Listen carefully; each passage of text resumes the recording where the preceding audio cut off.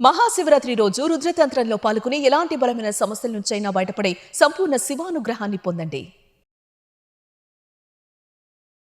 Welcome to Sumanti Vinay. మీ సుమంటి వినాయక్.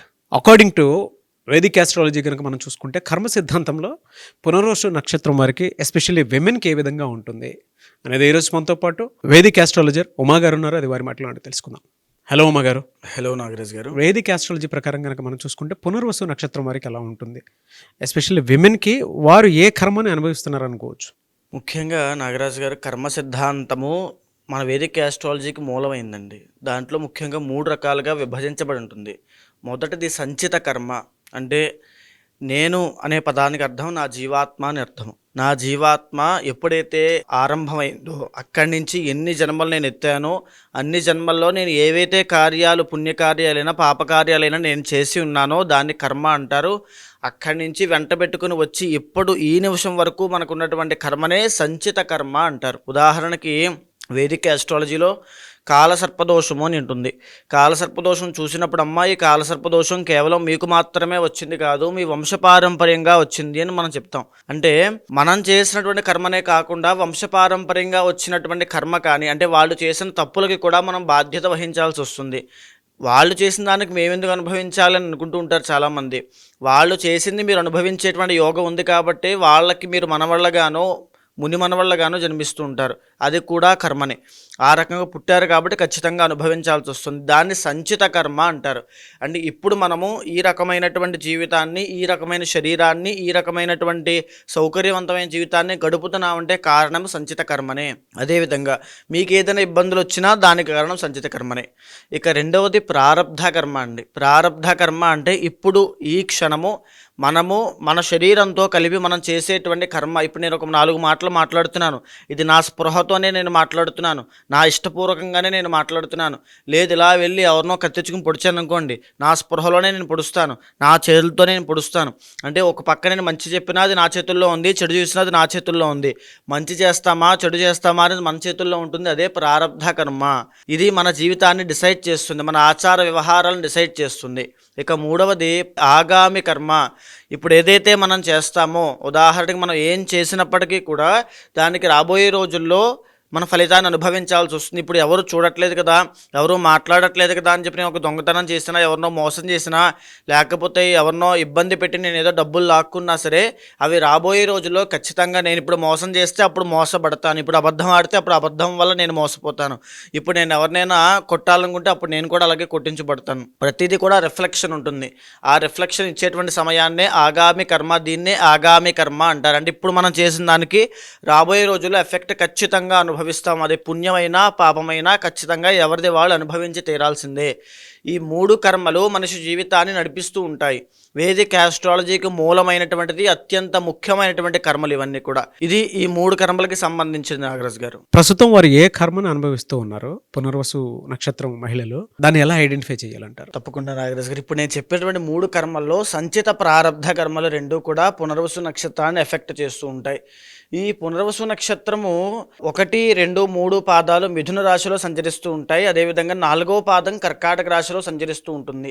1, 2, 3 పాదాల వాళ్ళకి ఇప్పుడు అంత అనుకూలంగా లేదు అని చెప్పచ్చు. 4వ పాదం వాళ్ళకి కూడా కొంత మేరకు అనుకూలంగా లేదు, మిశ్రమ ఫలితాలు మిగతా వాటికి ఉన్నాయి. సో ఏంటంటే మేజర్గా ఒక సంచిత కర్మ వల్ల మిథున రాశిలో ఉన్న 1, 2, 3 పాదాల యొక్క పునర్వసు నక్షత్రం వాళ్ళకి గురుబలము లేదు జాతకంలో. గురుబలం జాతకంలో ఎప్పుడైతే లేదో ఆర్థిక పరమైన ఇబ్బందులు తీవ్రం అవుతాయి, రుణబాధలు తీవ్రంగా ఇబ్బంది పెడతాయి, లేకపోతే పాపులారిటీ తగ్గిపోతుంది. వాళ్ళు ఏ వృత్తి వ్యాపారాల్లో ఉన్నా అందులో నష్టము అది మందకొండిగా సాగుతూ ఉంటుంది. స్లోగా గ్రోత్ కూడా చాలా స్లోగా, అదంతా ఏదో మనం అనుకున్నది రీచ్ అవుతామా లేదా అనేటువంటి భయము అవి కూడా చాలా ఎక్కువ ఉంటాయి 1, 2, 3 పాదాల వాళ్ళకి. అదేవిధంగా ఇప్పుడు వాళ్ళకి చూసుకుంటే కనుక విమెన్కి ఆరోగ్యపరమైన ఇబ్బందులు వచ్చే అవకాశం ఉంది. ఎలాంటివి అంటే చర్మ వ్యాధులు, అదేవిధంగా ఈ యొక్క పీసీఓడి సమస్యలు. బికాజ్ కుజుడు బ్లడ్ని ఇండికేట్ చేస్తుంటాడు కాబట్టి, లగ్నంలో కుజుడు ఉన్నాడు కాబట్టి ఇంజూరీస్ అయ్యేటువంటి అవకాశాలు చాలా ఎక్కువ ఉన్నాయి. వేరే కేర్ఫుల్గా ఉండాల్సినటువంటి సమయం ఇది. అదేవిధంగా లగ్నంలో కుజుడున్న కారణంగా భూ వివాదాల్లో కూడా ఎవరైనా సరే, ఈ యొక్క పెద్దవాళ్ళైనా సరే, ఇంటికి సమస్యల విషయంలో పునర్వసు నక్షత్రంలో మా ఇల్లు అక్కడ మేము ఇన్వెస్ట్ చేసాం అక్కడ ఆగిపోయిందని, లేకపోతే మా ఇల్లు కోర్టులో ఉంది బయటికి రావడం లేదు, ఆస్తి తగాదాలు మరీ ముఖ్యంగా వాటిలో ఇరుక్కునే అవకాశాలు చాలా ఎక్కువ శాతం ఉంటాయి. ఇకపోతే మిథున రాశి వాళ్ళకి రాబోయేటువంటి ఈ యొక్క పునర్వసు నక్షత్రం వాళ్ళకి 1, 2, 3 పాదాల వాళ్ళకి కంటక శని స్టార్ట్ అవుతుంది. కంటక శని స్టార్ట్ అయిన తర్వాత ఇప్పుడు ఏదైతే కాస్తో కోస్తో ఉందో అది కూడా పోతుంది. అంటే ఎలా పోతుంది అని అంటే అభివృద్ధి ఆగిపోతుంది కంప్లీట్గా. అంటే ఉద్యోగంలో చేరతారు కానీ ప్రాజెక్ట్ ఇవ్వరు, జీతము రాదు, పేరుకు ఉద్యోగం ఉంటుంది, 80,000 శాలరీ, కానీ జీతం రాదు, ప్రాజెక్ట్ చేయడానికి పని ఉండదు. అలాగా సాగుతూనే ఉంటుంది, టైంపాస్ అవుతూనే ఉంటుంది. ఏదో చేస్తారు, ఏదో కష్టపడతారు, ఏదో శ్రమ, పని అవ్వదు. అదంతా రిజల్ట్స్ రానటువంటి పరిస్థితి బికాజ్ ఆఫ్ శని. శని ఎందుకని ఇంత ఇబ్బంది చేయాలి అంటే శని కర్మకారకుడు కాబట్టి మనం చేసుకున్న కర్మకి ఆయన బాధ్యత వహిస్తూ కర్మకి ప్రతినిధిగా ఆయన ఆ కర్మని మనతో అనుభవింపజేస్తున్నాడు. అదే ఈ కంటక శని కూడా. ఆ శని ప్రభావం ఎలా ఉంటుంది అంటే ఓన్లీ వృత్తి వ్యాపారాల మీద పడడం చాలా ఇబ్బందికరంగా ఉంటుంది. అదేవిధంగా కర్మస్థానము, 10వ స్థానం అంటే కర్మస్థానం, శని కర్మకారకుడు. కర్మస్థానం మీద కర్మకారకుడు పడితే కారకో భావనాశాయ అంటే కంప్లీట్గా ఎంతటి వాళ్ళైనా, ఇది మాట గుర్తుపెట్టుకోండి, ఎంతటి వాళ్ళైనా వాళ్ళు ఏ స్థాయిలో ఉండి వాళ్ళకి ఎంతటి చాకచక్యం గల తెలివితేటలు ఉన్నప్పటికీ కూడా అవేమీ పని చెయ్యవు. సో వెరీ కేర్ఫుల్గా ఉండాల్సినటువంటి టైము 2.5 years పాటు కంటక శని దోషం వల్ల వీళ్ళకు ఉంది కాబట్టి చాలా కేర్ఫుల్గా ఉండాలి. ప్రతి నిమిషము పోరాటం చేయాల్సిన పని వస్తుంది. ఈ శని ప్రభావం వల్ల బద్ధకం పెరుగుతుంది, లేజినెస్, ప్రారబ్ధ కర్మ, లేజినెస్ అవ్వచ్చు, బద్ధకం అవ్వచ్చు, నిర్లక్ష్యం అవ్వచ్చు, చేద్దాంలే చూద్దాంలే అని ఒక కాన్సన్ట్రేషన్ డైల్యూట్ అవ్వడం కానీ ఇవన్నీ ప్రాబ్లమ్స్ వీళ్ళకి రాబోతున్నాయి. వీళ్ళు వెరీ వెరీ వెరీ కేర్ఫుల్గా ఉండాలి. దీంతో పాటుగా 4వ పాదం తీసుకున్నారు అనుకోండి, వీళ్ళకి ఇప్పుడు మార్చి 30 దాకా వీళ్ళకి అష్టమ శని దోషం నడుస్తోంది. అష్టమస్య ప్రాణ సంకట. సో వీళ్ళు వాహన ప్రమాదాల విషయంలో, దూర ప్రయాణాల విషయంలో చాలా జాగ్రత్తగా ఉండాలి. అదేవిధంగా కుటుంబపరమైన ఒత్తిడి కానీ, ఆర్థిక సమస్యలు సడన్గా పీకల దాకా రావడం కానీ, లేకపోతే ఏదైనా సరే ఫిజికల్ డ్యామేజ్ అవ్వడం కానీ, మెంటల్ డ్యామేజ్ అవ్వడం కానీ జరిగే అవకాశాలు చాలా ఎక్కువ శాతం పునర్వసు 4వ పాదం వాళ్ళకి చాలా ఎక్కువ ఉంటాయి. వీటితో పాటుగా ఈ 4వ పాదం వాళ్ళకి జాతకంలో మార్చి 30వ తారీఖు తర్వాత శని అష్టమ శని దోషాన్ని వదిలేసి వెళ్ళిపోబోతున్నాడు. కాబట్టి మార్చి 30 వరకు ఇది తీవ్రంగా ఉంటుంది. మార్చి 30 నుంచి మే 15వ తారీఖు దాకా పర్వాలేదు అనేటువంటి విషయంలో ఉంటుంది. మే 15వ తారీఖు తర్వాత ఇప్పటి వరకు ఈ యొక్క పునర్వసు 4వ పాదం వాళ్ళని కాస్తున్నటువంటి వాళ్ళకి ఏ ఇబ్బంది వచ్చినా కాస్తో కోస్తూ ఉపశమనం కలిగించేలా గురుబలం ఉన్నటువంటి ఆ గురుడు కూడా మిథునంలోకి ఎంటర్ అయిన తర్వాత ఆ గురుబలం కూడా పోతుంది. సో మీకు అర్థమైందా? ఆ గురుడు ఎప్పుడైతే బలం పోయాడో ఏదైనా శుభకార్యాలు తలపెట్టారనుకోండి అందులో ఆగిపోతాయి. శుభకార్యాలు ఆగిపోవడం, విదేశీ ప్రయాణాలు అనుకూలిస్తాయి కానీ అక్కడ వెళ్ళాక లాభం ఉండదు. ఎవరైనా మీరు పునర్వసు నక్షత్రం 4వ పాదం అయితే విదేశాలు వెళ్ళాలనుకుంటే అక్కడికి వెళ్తారు, కానీ వెళ్ళిన తర్వాత అక్కడ ఉద్యోగం ఉండదు, లాభసాటిగా ఉండదు. ఎందుకు వెళ్ళానా అని బాధపడేటువంటి పరిస్థితిలోకి వస్తారు. ఇప్పుడు కూడా అదే పొజిషన్లో ఉన్నారనుకోండి, అది వేరే విషయము. అయితే రాబోయేటువంటి గురుబలం పోవడం వల్ల, రాంగ్ ఇన్వెస్ట్మెంట్స్ చేయడం వల్ల, స్టాక్ మార్కెట్లో కానీ లేకపోతే దేంట్లో అయినా వడ్డీ వ్యాపారంలో చీటీల్లో డబ్బులు పోవడము, ఏదో విధంగా ధన నష్టము అనేటువంటిది కనబడుతుంది. అది మే టు అక్టోబర్ దాకా ఉంటుంది. ఈ టైమ్ ఆఫ్ పీరియడ్లో మీరు ఎలాంటి ఇన్వెస్ట్మెంట్స్ చేయొద్దు, ఎలాంటి నిర్ణయాలు ముఖ్యమైనవి తీసుకోవద్దు, ఎలాంటి శుభకార్యాలు ప్లాన్ చేయొద్దు.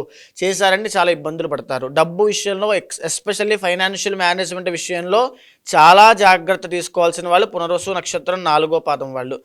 అయితే అక్టోబర్ తర్వాత మళ్ళీ ఎలా ఉండబోతోంది అంటే, అక్టోబర్ తర్వాత లగ్నంలోకి గురుడు వస్తాడు డిసెంబర్ దాకా. అప్పుడు కూడా ఫైనాన్షియల్ మేనేజ్మెంట్లో కాస్త ఈ యొక్క గ్రోత్ పెరుగుతుంది, కానీ అంత మేజర్ చేంజెస్ ఏమి జరిగిపోయి అప్పులన్నీ తీరిపోయి మ్యాజిక్స్ జరిగిపోయి ఇదేమి ఉండదు. బికాజ్ లగ్నంలో గురుడు కూడా యోగదాయకంగా ఉండడు కాబట్టి అంత యోగదాయకంగా ఏమి ఉండదు. అయితే ఇది ఎవరికి కలిసి వస్తుంది అని అంటే, అక్టోబర్ తర్వాత పునర్వసు నక్షత్రం 1, 2, 3 పాదాల వాళ్ళకి అక్టోబర్ తర్వాత చాలా బాగుంటుంది. ఎస్పెషల్లీ 1, 2, 3 పాదాల వాళ్ళకి విపరీతమైన డబ్బు, శుభకార్యాలు, నూతన వస్త్ర వాహన సౌఖ్యాలన్నీ కలుగుతాయి. వస్తువులు కొనుక్కునేటువంటి యోగం, వస్త్రాలు కొనుక్కునే యోగం, వాహనాలు కొనే యోగము, శుభకార్యాలు, పెళ్ళిళ్ళు అవ్వడము, సంతానం కలగడం, గృహ నిర్మాణములు, గృహ ఆరంభములు, గృహ ప్రవేశములు అన్నీ కూడా అక్టోబర్ టు డిసెంబర్తో జరిగే అవకాశాలు ఎక్కువ ఉంటాయి. అయితే ఈ మేజర్ చేంజెస్ అయినా, ఈ అప్స్ అండ్ డౌన్స్ అయినా ఎందుచేత వస్తున్నాయంటే కర్మ వల్ల వస్తుంటాయి. మన కర్మ, అనుభవించే కర్మ ఉంది కాబట్టి, ఉదాహరణకి ఒక వ్యక్తికి ఏలినాటి శని దోషం ఉంది. మీనరాశి వ్యక్తి తీసుకున్నారనుకోండి, ఆ వ్యక్తికి ఏలినాటి శని దోషం ఉంది.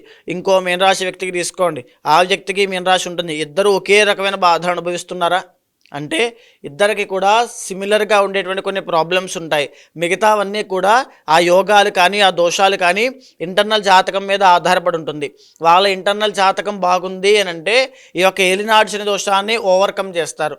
ఇంటర్నల్ జాతకంలో కూడా ఎన్నో దోషాలు ఉన్నాయి, ఎన్నో కాలసర్ప దోషాలు ఉన్నాయి అంటే వీళ్ళు ఆ యొక్క దోషాలతో కలిపి అష్ట కష్టాలు పాలవుతారు.